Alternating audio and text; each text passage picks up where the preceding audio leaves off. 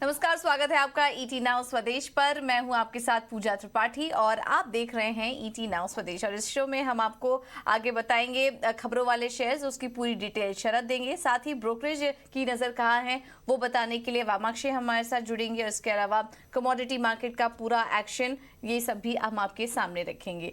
आज है मई सीरीज की शुरुआत और हफ्ते का आखिरी कारोबारी दिन। और आज हम देख रहे हैं कि कल एक्सपायरी भी काफी शानदार लेवल पर हुई थी। अप्रैल सीरीज अगर देखेंगे तो पिछले 6 महीने में सबसे बेहतरीन एक्सपायरी थी। और मई सीरीज की भी जो शुरुआत है वो भी काफी पॉजिटिव होने की बात की जा रही है। और उसका इंडिकेशन मिल रहा है एक्सजीएक्स निफ्टी से। इस वक्त 18,000 के ऊपर एक्सजीएक्स निफ्टी कारोबार कर रहा है, करीब करीब 75 अंक ऊपर, 1.5% की बढ़त वहां पर है।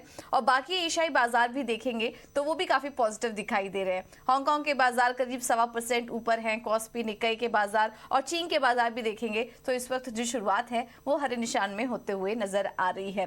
तो इस वक्त एशिया बाजारों से जो संकेत मिल रहे हैं वो तो काफी पॉजिटिव हैं। लेकिन उसके अलावा ग्लोबल मार्केट पर एक बार नजर डालेंगे तो वहां पर भी सेंटीमेंट कल के दिन हमने देखा कि काफी अच्छे दिखाई दिए, स्ट्रांग थे वहां पे जो कल का कारोबारी सत्र था। क्योंकि जनवरी के बाद हमने देखा डाउ जोन्स में और मार्च के बाद नैस्डैक में सबसे बेहतरीन प्रदर्शन देखने को मिला। नैस्डैक देखिए 2.5% ऊपर, S&P 500, डाउ जोन्स सब में करीब 1.5 से 2% की बढ़त के साथ कल कारोबार कर रहे थे। इस बीच वहां पर इकोनॉमिक डेटा भी आए जो कि कमजोर थे, लेकिन उसके बाद जो एक के बाद नतीजे आ रहे हैं वो बाजार ज्यादा सेलिब्रेट कर रहा था बजाय कमजोर इकोनॉमिक डेटा के। वैसे उसका भी मायने हम आपको आगे बताएंगे, लेकिन सबसे पहले नतीजों पर बात करें तो मेटा के अनुमान से काफी बेहतरीन नतीजे और उसके बाद हमने देखा कि शेयर में 14% की बढ़त देखने को मिली। उसके बाद अमेजॉन, अल्फाबेट, माइक्रोसॉफ्ट और एप्पल के शेयर भी चढ़े, जिसके कारण हमने देखा कि नैस्डैक का कारोबारी सत्र कल का जो था वो काफी स्ट्रांग था।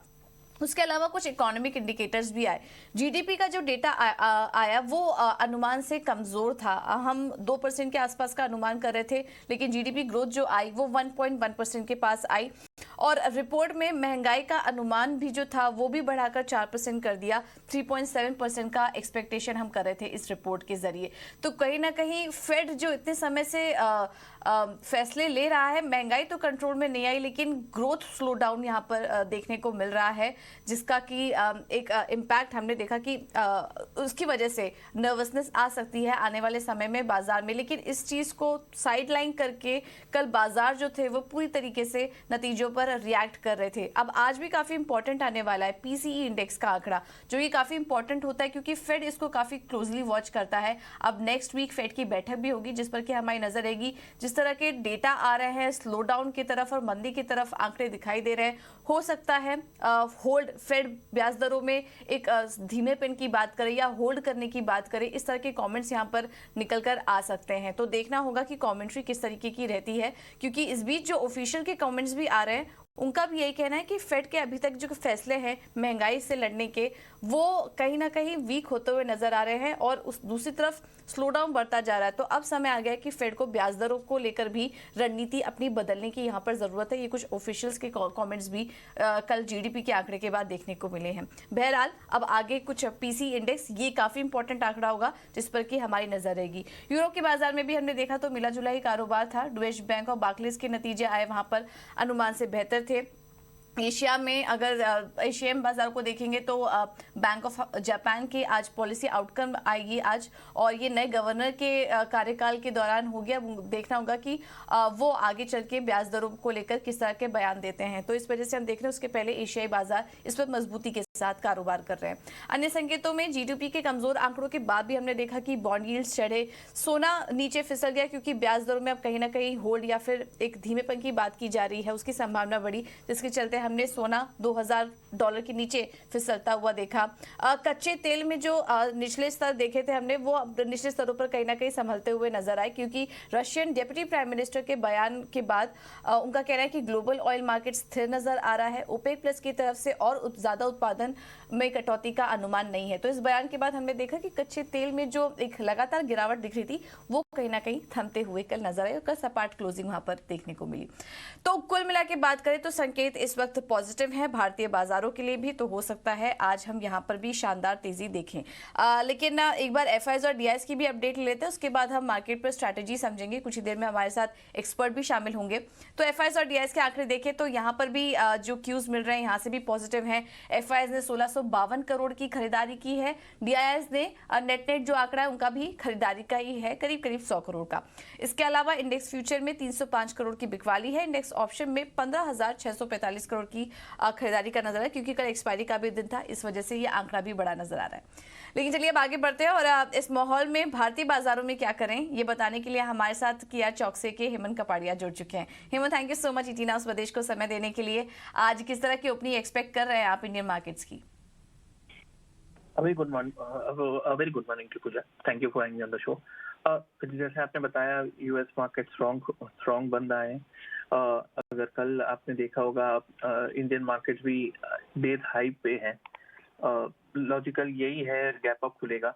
अब ये गैप अप के पीछे दौड़ना चाहिए कि नहीं वो बोलना बहुत ही मुश्किल है, क्योंकि 17,948 रेजिस्टेंस बन के आ रहा है, उसके ऊपर 18,095 सेटअप अभी भी पॉजिटिव है। अगर आप देखेंगे विक्स 12 के नीचे है, तो मतलब और मार्केट ब्रेथ भी मिड कैप स्मॉल कैप भी पार्टिसिपेट कर रहे हैं, तो कोई चिंता का कारण है नहीं। सिर्फ यही देखना है कि स्टॉक स्पेसिफिक रहना चाहिए। अगर बड़ा गैप अप हो तो उसके पीछे चेज नहीं करना चाहिए, क्योंकि काफी रनअप हो चुका है ऑलरेडी।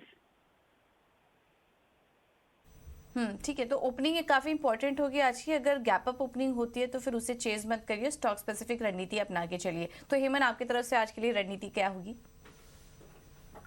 पहला स्टॉक है बालकृष्ण इंडस्ट्रीज। अपोलो टायर भी ब्रेकआउट के मूड में है, लेकिन स्टॉक पिक है Balkrishna industries. 55 day exponential moving average के ऊपर है। डेली चार्ट पे अगर आप देखेंगे तो एमएससीडी, आरएसआई, स्टॉकेस्टिक वगैरह सब बाय में है। स्टॉक का सेटअप सुधरा है, चलने के मूड में है। 2082 के आसपास की entry Balkrishna industries long position, और 2072 का स्टॉप लॉस, 2102 का टारगेट। दूसरा स्टॉक है वो थोड़ा कॉन्ट्रैक्ट ट्रेड है, एस्ट्रल लिमिटेड। एस्ट्रल में अगर आप चार्ट देखेंगे तो काफी गिरावट हो चुकी है। एक सपोर्ट लेवल पे खड़ा है 1384 का। लास्ट 3 दिन से बॉटम नहीं तोड़ा। अगर आप इंट्राडे देखेंगे तो एक राउंडिंग बॉटम सी पैटर्न बन रही है। 60 मिनट 120 मिनट पे इंडिकेटर्स बाई मोड में आ चुके हैं, तो एक इंट्राडे बाउंस के लिए खेलने की बात है ये। एस्ट्रल लिमिटेड 1395 की एंट्री, 1387 का स्टॉप लॉस और 1411 का टारगेट, ये भी इंट्राडे रहेगा। Buy call Astral limited.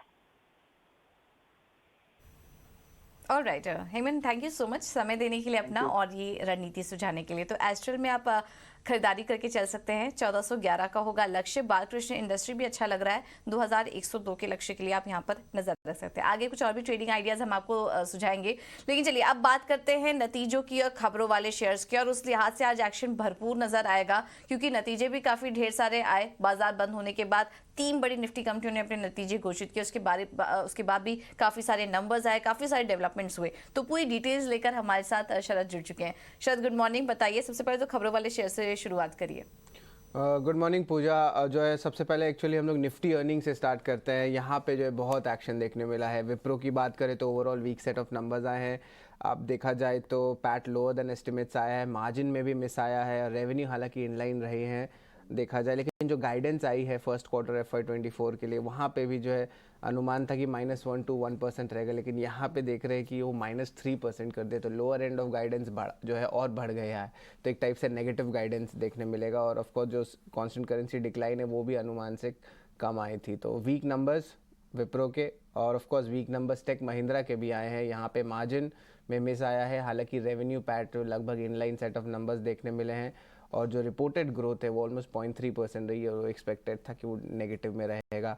तो यहाँ पे भी जो है आप कह सकते हैं weak to mix numbers take Mahindra report के। LTI माइंट्री, हालांकि देखा जाए मार्केट कैप के हिसाब से तो ये जो है ऑलरेडी जो है इसका मार्केट कैप टेक महिंद्रा से ज़्यादा है। हालांकि ये कंपनी निफ्टी में नहीं है, पर इसे हम पहले मेंशन कर रहे हैं। और यहाँ पे देखा जाए तो वीक सेट ऑफ नंबर्स आए हैं, मार्जिन इन लाइन है, पैट इन लाइन है, लेकिन जो रेवेन्यू है उन्होंने जो एस्टिमेट्स मिस किया है। एक्सिस बैंक के बारे में बात करें तो यहाँ पे जो है उन्होंने सिटी की रिटेल बिजनेस ली थी, तो उसके कारण अकाउंटिंग एडजस्टमेंट्स हुई, तो अगर उसको आप जो है फैक्टर इन कर देते तो overall inline set of numbers देखने मिलेगा। नेट इंटरेस्ट इनकम थोड़ी सी मार्जिनली लोअर ज़रूर है, लेकिन एसेट क्वालिटी और पैट ये दोनों आंकड़े देखें तो अबव एस्टिमेट्स देखने मिल रहे हैं। हाँ, आपको जो है दिख रहा होगा लॉस का साइज़ बड़ा है, क्योंकि ये जो सिटी की जो बिज़नेस की है उस इंटीग्रेशन कॉस्ट यहाँ पे देखने मिली है, तो ये टाइप से 1 टाइम 2 टाइम चार्जेस होते हैं। इसके अलावा जो है एसीसी फोकस में रहेगा। यहाँ पे overall weak set of numbers है, इनके फर्स्ट क्वार्टर कैलेंडर ईयर 2023 के नतीजे हैं। देखा जाए तो रेवेन्यू में स्लाइट मिस है और पैट और एबिटा में बड़ा मिस देखने मिला है। ट्रेंड की बात करें तो largely inline set of numbers देखने मिली है, हालांकि मार्जिन्स में थोड़ी प्रेशर है। मोतीलाल ओसवाल में वीक सेट ऑफ नंबर्स आए हैं। ग्लेनमार्क लाइफ की बात करें तो यहाँ पे overall good set of numbers देखने मिले, और हमने देख ही रहे कि जो फार्मा कंपनीज है उनके रिजल्ट्स जो हैं अब अच्छे आने लगे हैं और आगे की कमेंट्री में भी सुधार है। इंडियन होटल्स की बात करें तो बहुत अच्छे नंबर्स देखने मिल रहे हैं, साल दर साल 86% का रेवेन्यू बढ़ा है, तो ये एक इंपॉर्टेंट स्टॉक रहेगा, आपके रडार में होने चाहिए। Aditya Birla Sun Life AMC largely weak set of numbers है, और most of the AMC stocks के जो इनलाइन सेट ऑफ नंबर्स देखने मिले हैं या वीक। श्रीराम फाइनेंस की बात करें तो overall weak set of numbers आए हैं, प्रोविजंस में बढ़ोतरी हुई है, इसका मतलब एसेट क्वालिटी में थोड़ी सी इम्पैक्ट ज़रूर पड़ी है। और एम्फेसिस ने भी देर रात जो है इनके नंबर्स आए हैं, तो रेवेन्यू पैट ये सब जो है मोस्ट ऑफ देम जो है एस्टिमेट को मिस किए हैं। तो ऑफ कोर्स देख सकते हैं बहुत नेगेटिव रिएक्शंस जो है आईटी स्टॉक्स में देखने मिल सकती है, पर उनकी जो आगे जाते हुए कमेंट्री होती है वो बहुत इंपॉर्टेंट होने वाला है कि उनकी रिबाउंड उनके बिजनेसेस कब स्टार्ट करेंगी। बिल्कुल, तो ये ढेर सारे नतीजे आए हैं विप्रो, एक्सिस और टेक महिंद्रा, ये निफ्टी कंपनी से थे। उसके अलावा भी एफएनओ स्पेस से, मिड कैप स्पेस से ढेर सारे नतीजे आए हैं जिस पर कि आज बाजार रिएक्ट करेगा। इसके अलावा शरद, खबरों वाले शेयर्स कौन कौन से हैं? जो है ट्रिगर्स बता देता हूँ। मैनकाइंड फार्मा की बात करें तो टोटल सब्सक्रिप्शन जो है 15 गुना हुआ है, हालांकि रिटेल की बात करें तो सिर्फ 92% सब्सक्रिप्शन हुआ है, इसका मतलब 8% का अनसब्सक्राइब पोर्शन भी रिटेल में है। निफ्टी अर्निंग्स में अल्ट्राटेक सीमेंट का है और इंडिया मार्ट जो आज बोनस इशू करने वाली हैं, तो उस पर जो है बातचीत होगी बोर्ड मीटिंग की, इसकी डिटेल्स के ऊपर। विप्रो इंपॉर्टेंट रहने वाला है स्टॉक ऑफ द डे, क्योंकि यहाँ पे बोर्ड ने अप्रूवल दे दिया शेयर बाई की 445 रुपीज़ प्रति शेयर का, टोटल बाईबैक साइज़ 12,000 करोड़ का है। अब हमारा अनुमान से ज़्यादा जो है ये बाईबैक का साइज़ दिया गया है, और बाईबैक की अगर प्रीमियम की बात करें करंट मार्केट प्राइस से, तो लगभग 19% का प्रीमियम आ रहा है। LTI माइंट्री जो है ऑफकोर्स रिजल्ट्स तो आए, लेकिन आउटलुक उन्होंने कहा कि जो मार्जिन लेवल है वो लगभग 17 से लेकर 18% तक रहेगा, और ये इसलिए इंपॉर्टेंट है क्योंकि इस बार जो है कंबाइंड आ रही है LTI और माइंट्री दोनों कंपनीज़ की, और इसके अलावा डबल डिजिट रेवेन्यू ग्रोथ का भी एक्सपेक्टेशंस है। लेकिन याद रखिए जो फर्स्ट क्वार्टर है FY24 का, यहाँ पे क्लाइंट्स कह रहे हैं कि थोड़ी डिसीजन मेकिंग में डिले हो रही है। पाई इंडस्ट्रीज़ भी फोकस में रहेगा, यहाँ पे 2 कंपनी ने एक्वायर किए, उन्हें वो फार्मा स्पेस में अब घुसने वाले हैं, लगभग 920 करोड़ का इन्वेस्टमेंट है। GCPL में कल शाम को अनाउंसमेंट आई थी कि वो रेमंड की FMCG कंज्यूमर केयर बिजनेस लेंगे, ऑफकोर्स 2800 करोड़ का कैश कंसिड्रेशन है, और एक्विजिशन हुआ है 4.5 टाइम्स ट्रेलिंग सेल्स FY23 के नंबर पे। पर रेमंड पे भी इंपॉर्टेंट रहेगा, और ऑफकोर्स हमने स्टॉक में तेज़ी भी कल देखी थी रेमंड में, क्योंकि उन्होंने डीमर्ज कर दी अपनी लाइफस्टाइल बिजनेस। अब ये जो एक नई सेपरेट लिस्टेड एंटिटी बनाएंगे जो लगभग नेट डेट फ्री रहने वाली है। तो अब क्या होगा, अब 2 कंपनी होंगे लिस्टेड स्पेस से रेमंड ग्रुप के, एक होंगे रियल्टी बिजनेस का जो रेमंड रहेगा, और दूसरा रहने वाला आपका रेमंड लाइफस्टाइल बिजनेस। और ऑफ कोर्स जो आप रेमंड के अगर आप शेयर होल्डर हैं तो आपको 4 शेयर्स मिलने वाले इस नए एंटिटी के, अगर आप 5 शेयर्स होल्ड करते हैं रेमंड में तो ये 4:5 का जो है स्वैप रेशियो रहेगा। रेडियंट कैश, अब डील्स के बारे में बात कर लेते हैं। PNB पारिबास ने लगभग 11 लाख शेयर्स ली, सेलर था डाइफटेल इंडिया फंड। एसआब इंडिया में भी जो है निप्पॉन इंडिया म्यूचुअल फंड ने लगभग 3 लाख शेयर्स की एक्विजिशन की है। सिरका पेंस का जो रिकॉर्ड डेट है, बोनस डेट, वो है 11 मई का। और IRB इंफ्रा में भी एक इंटरेस्टिंग बात आई है, जहाँ पे जो सेलेक्टेड बिडर उन्होंने बना दिए हैं एक टॉट प्रोजेक्ट को लेके हैदराबाद के आउटर रिंग रोड में। अब इसका मतलब ये है कि जो कंपनी की ऑर्डर बुक है वो लगभग 14,500 करोड़ से और बढ़ जाएगी, तो एक पॉजिटिव न्यूज़ जो है IRB इंफ्रा में देखने मिल रही है। और आखिर में गेल के बारे में बात करेंगे। यहाँ पे एजेंसी से खबर आ रही है कि नॉर्जस बैंक जो है अपने वेल्थ फंड से गेल इंडिया को हटाएंगे, और लगभग अगर स्टेक के बारे में बात करें तो जो रीसेंट स्टेक था ऑलमोस्ट 0.92%, यानी कि 1% स्टेक आप मान लीजिए जो है गेल में नॉर्जस बैंक का है, और नॉर्जस बैंक जो है सेंट्रल बैंक है नॉर्वे की। ठीक है, तो ये हैं कुछ खबरों वाले शेयर्स और आज ढेर सारे नतीजे भी आए हैं, तो इस पर हमारी नजर रहेगी। बहुत शुक्रिया शरद आपका ये सारी जानकारी देने के लिए। आगे बढ़ते हैं और कुछ और भी यहाँ पर खबरों का रुख करते हैं और अल्ट्राटेक के नतीजे भी आज आने वाले हैं और अल्ट्राटेक के नतीजों से क्या अनुमान है ये बताने के लिए मानसी हमारे साथ जुड़ चुकी है। मानसी बताइए। सीमेंट मेजर अल्ट्राटेक सीमेंट के Q4 FY23 नतीजे आने वाले हैं और बिक्री के फ्रंट पर नतीजे अच्छे रहेंगे, हालांकि मार्जिन्स और मुनाफे में गिरावट नजर आ सकती है। अब बात अगर वॉल्यूम्स और रियलाइजेशंस की करें, दोनों में बढ़त देखने को मिलेगी। कंपनी के सेल्स वॉल्यूम में करीब 14% की बढ़ोतरी सालाना आधार पर दिखेगी, वहीं रियलाइजेशंस के फ्रंट पर 7% तक की बढ़त on year on year basis हम देख पाएंगे। रेडी मिक्स कॉन्क्रीट रेवेन्यू की अगर बात करें, करीब 38% का इजाफा सालाना आधार पर यहाँ नजर आ सकता है। व्हाइट सीमेंट रेवेन्यू में 2% तक की बढ़त on year on year basis देखने को मिलेगी। अब सीधा बात करते हैं वेरिएबल कॉस्ट पर टन की। अनुमान यह है कि करीब 12% का इजाफा यहाँ भी देखने को मिलेगा और ऑपरेटिंग एक्सपेंडिचर पर टन जो है वो करीब 8% बढ़ता दिखेगा सालाना आधार पर। तो क्लियरली इनके एक्सपेंसेस में बढ़ोतरी देखने को मिल रही है। एक इम्पैक्ट जो है मुनाफे के फ्रंट पर हम अनुमान ये लगा रहे हैं कि करीब 34% तक की गिरावट मुनाफे में नजर आ सकती है। वहीं प्रॉफिट फिगर्स के साथ साथ अगर आप रेवेन्यू देखेंगे ऑलमोस्ट 19% के अप मूव्स, क्योंकि डिमांड तो अच्छी है तो रेवेन्यू पर वो झलकती हुई दिखेगी। हालांकि मार्जिन्स में भी एक स्लाइड डिप है, 19% से 18% पर कंपनी के मार्जिन्स जाने का अनुमान है इस बार। बिल्कुल, बहुत बहुत शुक्रिया मानसी आपका ये सारी जानकारी देने के लिए। तो अब एसीसी के भी नतीजे कल आए और आज अल्ट्राटेक के नतीजे भी आने वाले हैं और उस पर भी हमारी नजर रहेगी। अब आगे बढ़ेंगे और वामाक्षी के पास चलते हैं ये जानने के लिए कि ब्रोकरेज हाउस के रडार पर आज कौन कौन से स्टॉक्स हैं और वो हमारे साथ जुड़ चुके हैं। वामाक्षी बताइए आज रिपोर्ट्स कौन कौन सी आई हैं। जी बिल्कुल, दोनों ही रिपोर्ट्स अगर हम देखें आईटी कंपनीज से बिलोंग करते हैं। कल हमने देखे थे कि 2 आईटी कंपनीज ने अपने नतीजे पेश किए थे, टेक महिंद्रा और विप्रो। टेक महिंद्रा की अगर हम बात करें तो जेपी मॉर्गन ने अपनी अंडरवेट की राय बरकरार रखी है 900 के टारगेट प्राइस के साथ, मगर नोम्यूरा ने खरीदारी की राय दी है। मगर यहाँ पर हम देख रहे हैं कि उन्होंने अपना टारगेट प्राइस घटाया है 1250 से 1155 कर दिया है। जेपी मॉर्गन का मानना है कि टेक महिंद्रा के जो नतीजे आए थे उसमें जो आय कंपनी ने रिपोर्ट की थी वो अनुमान से थोड़ी मजबूत आई थी, मगर ओवरऑल अगर मिक्स्ड प्रिंट हम देखें तो वो काफ़ी मिक्स्ड रही है। सॉफ्ट साइनिंग्स हमने नज़र आए हैं, मगर उनका मानना है कि काफ़ी चैलेंजिंग H1 रह सकता है। मार्जिन में काफ़ी शार्प ड्रॉप देखने मिला है और इनफैक्ट ये चैलेंजिंग रहेगा एक्सपैंड करने में। और मगर जो 100% डिविडेंड पे आउट कंपनी की तरफ से आया है, टेक महिंद्रा की तरफ से आया है, वो काफ़ी पॉजिटिव है। इसके अलावा नोम्यूरा का मानना है कि मार्जिन में रिकवरी ग्रेजुअल हो सकती है। 80 बेसिस पॉइंट से गिरी है मार्जिन फोर्थ क्वार्टर में और इनफैक्ट उनका कहना है कि उन्होंने अपने FY24 और 25 के लिए जो EPS एस्टिमेट्स है उसको भी 4 से 7% तक घटाया है, मगर उन्होंने खरीदारी की राय दी है high dividend yield and valuations के चलते। इसके अलावा विप्रो भी हमारे रेडार पर है। जेपी मॉर्गन और क्रेडिट स्विस की तरफ से रिपोर्ट आ रही है और दोनों ही कंपनीज इतने पॉजिटिव नहीं नजर आ रहे हैं विप्रो को लेकर। जेपी मॉर्गन ने अंडरवेट की राय को बरकरार रखा है, क्रेडिट स्विस ने अंडर परफॉर्म की राय को बरकरार रखा है और दोनों ही ब्रोकरेजेस ने अपने टारगेट प्राइस को घटाया है। इसके अलावा हम देख रहे हैं कि जेपी मॉर्गन का कहना है कि चौथे तिमाही में वीक ग्रोथ नजर आई है। हालांकि कंपनी ने मार्जिन जरूर बरकरार रखे हैं, मगर हाई डिस्क्रिशनरी एक्सपोजर और अर्निंग्स रिस्क के चलते उनकी अंडरवेट की राय आ रही है। क्रेडिट स्विस का मानना है कि कंपनी के जो चौथे तिमाही के नतीजे थे वो अनुमान से काफ़ी कमज़ोर आए थे। Q1 की गाइडेंस भी काफ़ी वीक FY24 इंडिकेट कर रही है। लार्ज बायबैक के चलते नियर टर्म सपोर्ट नजर आ सकता है, मगर लार्ज नेगेटिव ऑपरेटिंग लेवरेज के चलते मार्जिन इंप्रूवमेंट थोड़ी लिमिट हो सकती है। तो लार्जली अगर हम देखें दोनों ही ब्रोकरेजेस नेगेटिव नजर आ रहे हैं विप्रो को लेकर। ठीक है, बहुत बहुत शुक्रिया वामाक्षी आपका ये सारी जानकारी देने के लिए। तो कल टेक महिंद्रा और विप्रो के जो नंबर्स आए हैं, विप्रो इनलाइन नजर आ रहे थे लेकिन कमेंट्री कमजोर दिखाई दे रही है, जिसकी वजह से दोनों ही स्टॉक पर जो ब्रोकरेज रिपोर्ट्स आ रही हैं वो नेगेटिव साइड पर है। अंडर परफॉर्म की राय यहाँ पर निकल कर आ रही है, तो इस पर आप नजर रखिए।